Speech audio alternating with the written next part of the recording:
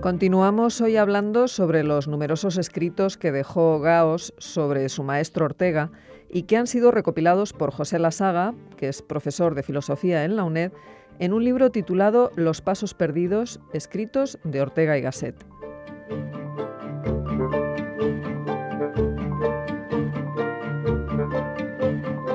Nos acompañan de nuevo en el programa el profesor Lasaga y los catedráticos de filosofía Francisco José Martínez y Antonio García Santesmases, también de la UNED.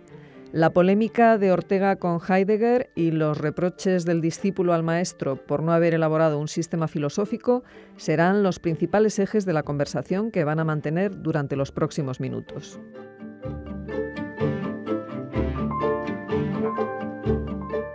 Buenos días, tenemos con nosotros al profesor José Lasaga, que nos acompañó en el programa anterior.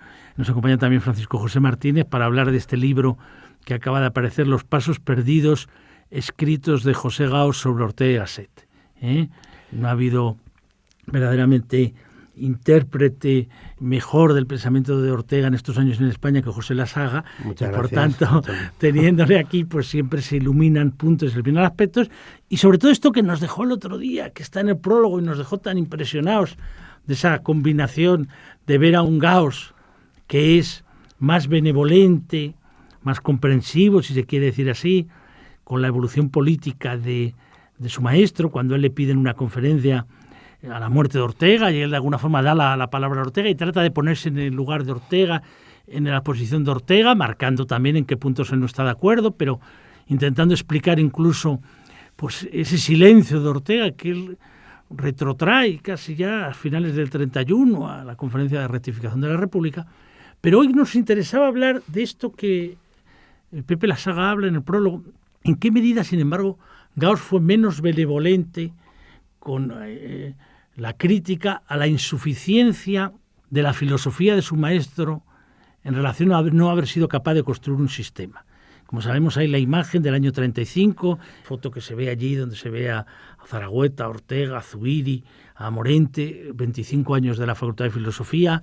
Entonces se piden determinadas conferencias, entre otras hay una conferencia de Gauss, donde de alguna forma viene a decirle a su maestro, es hora ya de articular su idea de la razón, su idea de la historia, su idea de la vida humana en un sistema donde de alguna forma las piezas encajen.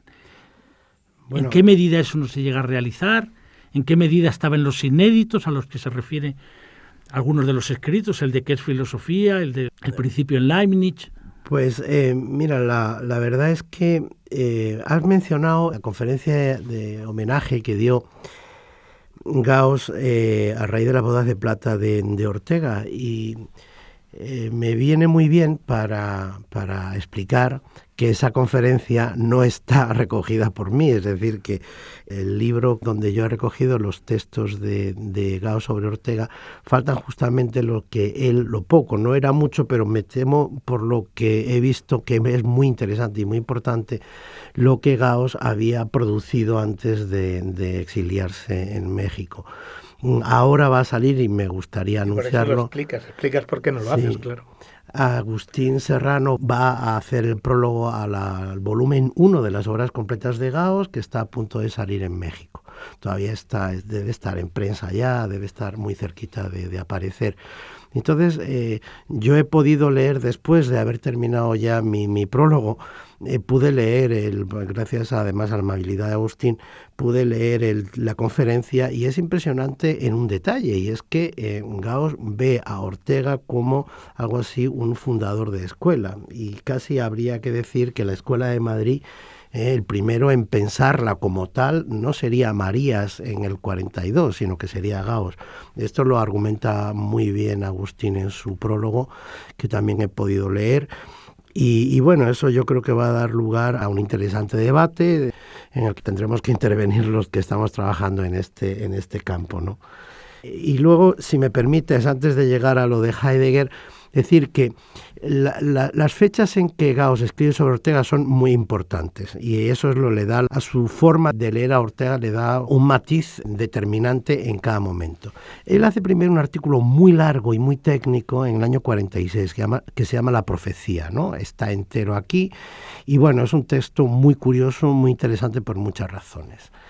Luego viene un conjunto de 4 textos que escribe en pocos meses, provocado por la muerte de Ortega. Ortega muere en el 55, bueno, pues entre el invierno y la primavera del 55-56, prácticamente produce esos 4 textos. Bueno, está en el índice, no pierdo tiempo enumerándolos.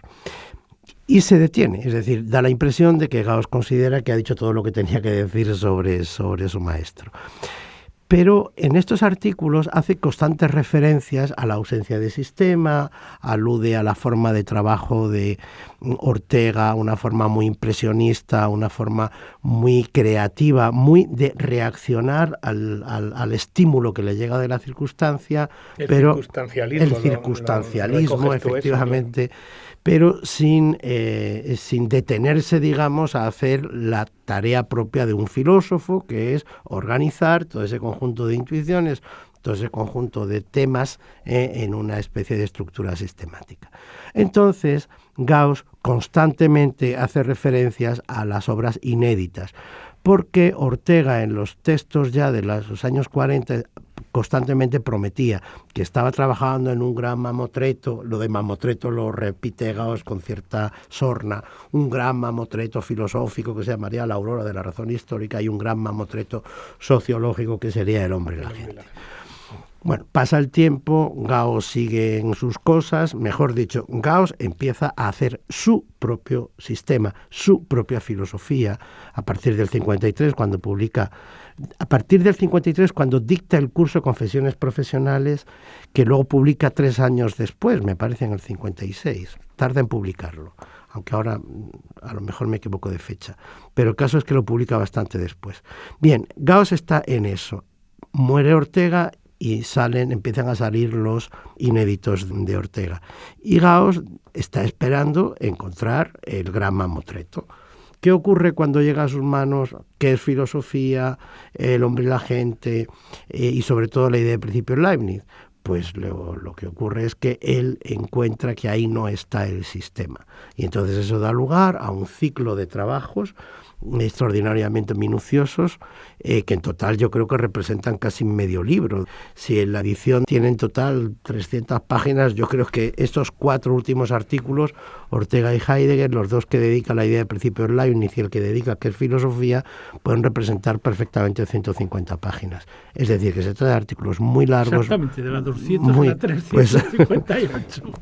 Pues se trata de artículos muy largos, muy minuciosos, etcétera, en donde el hilo conductor, curiosamente, lo da Martin Heidegger. Es decir, desde el principio, en ese Ortega y Heidegger, Gauss cree que la coyuntura creadora, en términos estrictamente filosóficos, de Ortega, en su ser o no ser filósofo, estuvo vinculado precisamente a la recepción que hizo de Heidegger y en fin, al hecho de que al final ni qué es filosofía ni la idea de principio Leibniz, que son los 2 textos que él trabaja más a fondo, ahí podemos hablar de encontrar un sistema de la razón vital. Ni siquiera podemos decir que haya algo que recuerde al sistematismo poderoso de Ser y Tiempo.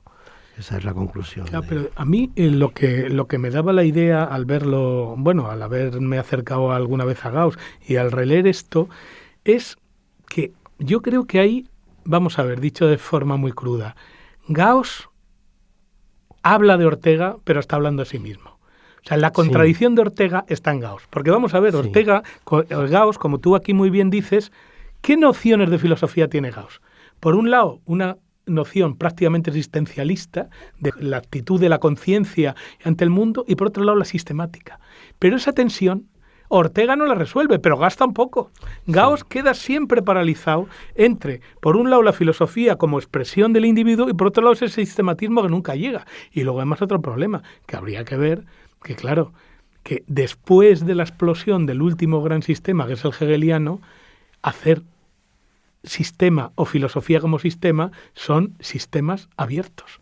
Son sistemas mucho más parecidos a lo que hace el propio Ortega, a lo que hace el propio Gauss y a lo que hace el propio Heidegger, que a una sistematización tipo racionalista, kantiano y sobre todo hegeliano. O neoescolástico. O neoescolástico. Bueno, claro, estaba poniendo los mejores sistemas. Entonces a mí me da la sensación que aquí quien está hablando de sí mismo es Gauss. Y lo mismo de Heidegger. Él dice, Ortega quedó fascinado por Heidegger, pero es que eso le pasa al propio Gauss. Gauss queda fascinado por un lado por Ortega y por otro lado por Heidegger. Y esa dualidad, ese no aclararse a quién quiere más y quién le influye más, que él atribuye a Ortega, es que le pasa a él. Es la misma tensión. Entonces es curioso que esto, desde el punto de vista casi psicoanalítico, es que es importantísimo, porque todo esto en realidad es Gauss sobre Gauss a través de Ortega. Estoy completamente de acuerdo en eso. Es decir, yo he leído esos textos, siempre encuentro una especie de aroma de ajuste de cuentas. Pero sí, de ajuste de cuentas. Bueno, la magnífica biografía que ha escrito una joven investigadora llamada Aurelia Valero, titula, el capítulo que dedica a estudiar la relación de Ortega con Gauss, lo titula El hijo de Saturno. O sea, que con toda intención, lo digo en honor a tu referencia a la cosa psicoanalítica. Yo estoy completamente de acuerdo y además podemos incluso justificarlo. Es decir, tal y como yo lo he entrevisto, es como si Gauss no le perdonara a Ortega, por un lado, la brillantez circunstancialista, pero por otro lado, que el propio Ortega viviera obsesionado con el sistema. Es decir, Gauss en realidad eligió el camino del circunstancialismo hasta el punto de que lo rebautizó con un nombre propio, le puso personalismo. Y le puso personalismo porque para él la filosofía, y eso nunca deja de entenderla así, para él la filosofía es la expresión de una individualidad. Es decir, de una individualidad perfectamente solipsista, es decir, completamente aislada, es decir, que si ya el ser humano como tal está aislado, porque la vida humana es radical soledad, que él tomará esta idea de su maestro Ortega, el filósofo por los factores de la soberbia, los factores de la idiosincrasia que Gauss le atribuye al filósofo, está doblemente aislado y doblemente solitario. Y solo desde la soledad y desde la propia biblioteca, esa es la única ventana que el filósofo tiene al mundo, solo desde ahí el filósofo habla y escribe. Bueno, esto es, ¿no? Ahora bien, el propio Gauss en un momento determinado, cuando en los años 50 él intenta empezar a publicar su propia obra, hay que decir que tenía a su espalda una obra enorme como profesor. En unas notas personales se pregunta, ¿pero yo qué soy? ¿Soy solo un profesor? Entonces, ¿estoy engañando a la gente que me ha contratado o soy también un filósofo? Porque no puedo ser, si soy solo un profesor, entonces... Bueno, en fin, él tiene una especie, y además lo objetiva en términos filosóficos, que es lo más curioso, de ahí sus confesiones profesionales, él objetiva esta angustia de la originalidad, podríamos decir, que le lleva primero a publicar sus confesiones profesionales, que es un magnífico, originalísimo y además perfectamente oportuno con respecto al momento de crisis, de imposibilidad de sistema que está viviendo la filosofía desde la crisis de fundamentos de principios del 20, es, repito, una salida verdaderamente brillante. Es decir, es uno de los mejores libros de filosofía que se escribe en la segunda mitad del siglo XX en lengua castellana, sin duda alguna. Entonces, Gauss ha encontrado su camino, ese camino que es el personalismo, que es un historicismo radical, etcétera, etcétera. Y además es coherente ahí con Heidegger y es coherente con Ortega. Y sin embargo, cuando le da el infarto de miocardio, yo no sé si esta cuestión de la enfermedad tiene que ver. Yo desde luego lo argumento que sí que tiene que ver. Entonces Gauss de pronto dice, bueno, me voy a morir más pronto que tarde porque mi corazón no va a aguantar. Yo tengo que ser filósofo y tengo que tener un sistema. Y entonces se pone a construir desde la pura voluntad, El sistema que tú conoces bien, el de la filosofía por un lado, la antropología por otro, intenta ahí articular las piezas como puede y dedica los 10 últimos años de su vida a trabajar ferozmente, yo creo que es la palabra que hay que usar, con una especie de ferocidad que se advierte en el estilo con que están redactados estos cursos, se dedica a construir su sistema. Y en ese contexto es en el que escribe sobre Ortega. Y entonces, ¿qué es la queja? Pero es casi en el sentido psicoanalítico, es una queja al maestro diciendo, es que tú has fracasado y no has tenido un sistema, míralo, compara qué es filosofía, compara las categorías de qué es filosofía con los existenciarios de Heidegger. Te debería dar vergüenza, no lo dice así, claro, pero leyendo entre líneas casi llega a decirlo así. ¿Y tú piensas que realmente le influyó Heidegger tanto a Ortega? Bueno, el Porque problema... esto es un debate ahí que habéis tenido durante años, ¿en qué medida ya él lo había escrito antes? Es un debate enorme. Es curioso que al final del texto de la profecía, que es del 46, le da la razón a Ortega. Cuando Ortega... Es decir, bueno, Gauss matiza muy bien y yo creo que Gauss además, a mí me convence su postura, porque Gauss viene a decir, hasta que no lee Ser y Tiempo no entiende que el problema es la ontología. Es decir, Ortega entiende que la realidad radical es la vida humana, pero no entiende que hay que hacer una ontología y no una teoría de la cultura. Es que su influencia, tanto neokantiana como husserliana, obviamente era antiontológica. Claro. Es antiontológica, claro. Y esta es la limitación. Entonces, claro, cuando dice, yo incluso lo escenifico como cuando Ortega lee Ser y Tiempo, se da una palmada en la frente y dice, idiota, es la ontología. Bueno, claro. Pues esa es la explicación. Pero cuando Gauss dice, ahora bien, cuando dice Ortega que él estaba intentando pensar el problema de la vida como vida individual y eso como una realidad básica y fundamental, ¿tiene razón? Pues sí, tiene razón. Es decir, que lo defiende del biologicismo que otros le echan en cara. Es decir, y aquí yo es donde creo que sí tiene Gauss razón y por tanto la influencia de Heidegger es relativa. Mira, además hay un argumento que a mí me gusta usar, ahora entro ya en la cuestión de fondo de la relación Ortega-Heidegger. Si realmente Ortega no hubiera llevado decenas de años pensando estos problemas, no hubiera podido asimilar tan deprisa, con tanta profundidad y hasta cierto punto con tanta originalidad, porque Ortega no hace una filosofía heideggeriana. Ortega hace una filosofía perfectamente paralela e independiente de la de Heidegger, porque la vida humana como realidad radical no es el Dasein. Son dos cosas completamente distintas.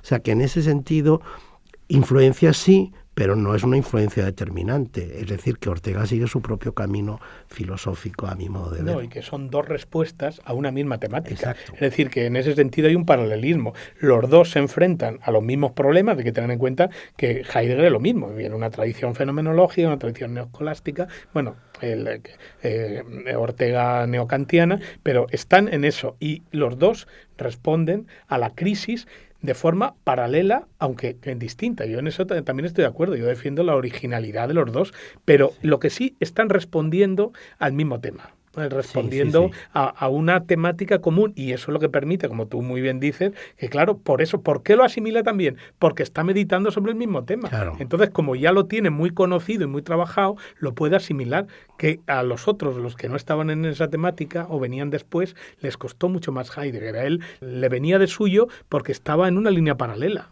frente a la misma problemática. Efectivamente, es así. Y luego, incluso, aunque parezca un tema incidental, simplemente para caer en la cuenta de hasta qué punto son diferentes las filosofías de Ortega y de Heidegger, basta con pensar en el tema de la técnica. Basta con pensar la manera en que Ortega defiende la técnica como una dimensión necesaria de la vida humana, es decir, la técnica no es en su raíz mala o perversa, y como en cambio Heidegger mantiene ahí posiciones casi neorrománticas, ¿no?, en cuanto a su condena de la técnica. Lo mismo podríamos decir que el segundo Heidegger, por ejemplo, con respecto a la modernidad, es prácticamente, como solemos decir, antiilustrado, mientras que Ortega es un gran crítico de la Ilustración, pero es un crítico de la Ilustración que quiere salvar el proyecto ilustrado. O sea, en ese sentido son cara y cruz, es decir, van por caminos distintos. ¿Quién acierte más? Bueno, eso en filosofía el acierto no es tan decisivo como en las ciencias empíricas, ¿no? Oye, una cosa que yo te quería decir, pero que me viene a la cabeza por lo de la ferocidad de Gauss, ¿no?, del esfuerzo que él hace. Pero vamos a ver, en esos 10 años, esa ferocidad, ese trabajo implacable, ¿eso deja pozo en la filosofía mexicana o en aquel momento la filosofía mexicana comienza a estar más influido por la filosofía analítica o por otro tipo de tradiciones, el marxismo por otro lado, que hasta entonces había tenido poco peso, pero bueno, a partir de ahí se comienza a tener una fuerza? Porque sí que sería interesante de saber eso, ¿no? Es decir, en qué medida él hace todo ese esfuerzo, pero ¿eso queda después? ¿Esa línea se continúa después o no? Bueno, esto es un debate, que yo creo que los mexicanos no tienen. Los mexicanos tienen clarísimo que Gauss no tuvo discípulos. Bueno. Lo que pasa es que no es del todo cierto, porque al menos sí hay, eso iba a decir, Fernando Salmerón sí representa una continuidad muy clara. Y es curioso que cuando ellos son jóvenes, cuando los Rossi, los Villoro, etcétera, son jóvenes, efectivamente se distancian completamente de Gauss. Incluso Rossi, quizás el más brillante de todos ellos, tiene un comentario muy duro sobre Gauss y sobre incluso su manera de enseñar filosofía. Pero, claro, como le gusta decir a Ortega, el tiempo es un galantuomo, es decir, el tiempo termina poniendo a todo el mundo en su sitio. Y 20 años después, los Villoro y los Rossi no están tan distanciados de Gauss. Es decir, Villoro lo retoma. Claro. Exacto. Es decir, que de pronto se dan cuenta que Gauss y Ortega, además, tenían razón en muchas cosas. Ahora, ¿qué ocurrió en la coyuntura de los años 60? Pues en la coyuntura de los años 60, yo creo que por razones extrafilosóficas, el marxismo y el neopositivismo barrieron desde Hong Kong a Estambul y a Ciudad de México. Barrieron y ahí no hubo lo mismo que pasó aquí. Es decir, que aquí Ortega muere en el 55 y parece que Ortega va a quedar ahí como una especie de referente porque todo el mundo lo estaba leyendo, etcétera. Pero es que 2 años, 3 años después se ha evaporado. Es que literalmente se ha evaporado del mundo filosófico. Otra cosa es que la gente culta lo siga leyendo, etcétera. Lo mismo que pasa en México ocurre en España y probablemente pasa lo mismo en Argentina y pasa lo mismo en Colombia, pasa lo mismo en cualquier área de influencia de filosofía española. Sí, tú ten en cuenta, yo lo he dicho muchas veces, que de mi generación el único que defendía a Ortega era yo, porque todos los demás estaban ya en otra cosa. De todas formas, yo quería volver un poco a lo de Heidegger y Ortega, insistiendo en lo que dicen. Dice, claro, es que mientras que la salida última de Heidegger es puramente estética, es decir, es lo del lenguaje poético, la apertura a la poesía, unir más allá a la filosofía, Ortega, sobre todo en Origen y Epílogo del Pensamiento, va más allá de la filosofía, pero siempre se mantiene en el racionalismo. Sí. O sea, nunca abandona el racionalismo. Y es curioso que Ortega, que siempre ha sido un esteticista desde el principio, en la línea simeliana de los años 16, de los años 20, no da el paso ontológico último de Heidegger, de al final abrirse a una estética, recoger a Hölderlin, recoger a Trall, a Celan, sino que siempre mantiene un racionalismo. Él no disuelve la filosofía en la estética ni en la poesía. Yo creo que eso es un punto, digamos, de llegada. Mientras que de un punto de partida de la crítica del racionalismo, la crítica del positivismo, la crítica del cientificismo, parten, digamos, como del mismo ámbito, de la crisis de fundamentos que se ha aludido muy bien, pero los puntos de llegada son distintos. Uno, una salida meramente, no solamente, pero bueno, esteticista, abriéndose a la poesía, y el otro, en cambio, se mantiene en la razón, aunque sea una razón vital, pero razón. Sí, una razón debilitada. Debilitada en ese sentido. Un poco. A mí no me gusta convertir a Ortega en un posmoderno. Con las comillas. Precisamente porque lo posmoderno precisamente viene a ser una especie de discurso de desprestigio de la razón. Pero Ortega, claro, evidentemente entre el racionalismo puro y duro y la salida hacia la inspiración poética del segundo Heidegger, evidentemente Ortega se queda en una razón debilitada, pero una razón de corte empirista. Es decir, en Historia como Sistema lo dice claramente, aunque solo lo dice en una nota, pero bueno, lo dice. Se trata de una razón rigurosamente a posteriori. O sea que, razón a posteriori, o sea que está más claro que el agua por dónde van los tiros. Y yo creo que está incluso pensando en Heidegger cuando en el prólogo a obras completas del año 32, bueno, a obras reunidas, no porque no eran completas. En el texto es el 32, que es un texto muy interesante a mi modo de ver. Dice Ortega una frase muy bonita, dice, el pensamiento es la única forma de señorío que le cabe al ser humano, es decir, la única forma de dominio de lo real, es decir, no la inspiración, el pensamiento. Entonces, en ese sentido, pienso yo que Ortega está viendo que lo que va a fascinar a las nuevas generaciones filosóficas va a ser el irracionalismo de la salida por la voluntad, es decir, va a ser nietzscheanismo. Y entonces él está diciendo, no, yo por aquí no voy a ir, yo ya, de eso ya he tenido yo en mi juventud, ese pecado ya lo he experimentado, pero no voy a caer ahora en eso. Gauss llega a trabajar las dos obras que salen después ya de los inéditos, El hombre y la gente y La razón histórica. Bueno, la razón histórica imposible, porque la razón histórica no la saca Garagorri hasta el 70 y tantos. Hasta el 70 y tantos. Sí, muy tarde. No, eso no lo pude conocer. Y El hombre y la gente sí, porque salió muy pronto. Lo que pasa es que no hay rastro de alusiones al hombre y la gente. Yo creo que él, después de trabajar a fondo, porque lo trabaja muy, muy a fondo, la idea de principio Leibniz, él cierra el kiosco, por decirlo así. Aparte que tampoco le quedaban muchos años de vida, Bueno, pues esa ferocidad que tuvo Gauss por intentar construir un sistema ha sido recordada, rememorada, con la elegancia y la profundidad habitual por el profesor Lasaga, y por eso recomendamos vivamente a nuestros oyentes la lectura de Los pasos perdidos, escritos sobre Ortega y Gasset de José Gauss, en esta magnífica edición de Editorial Biblioteca Nueva con el apoyo de la Fundación Ortega. Nada más y muchas gracias. Muchas gracias a vosotros.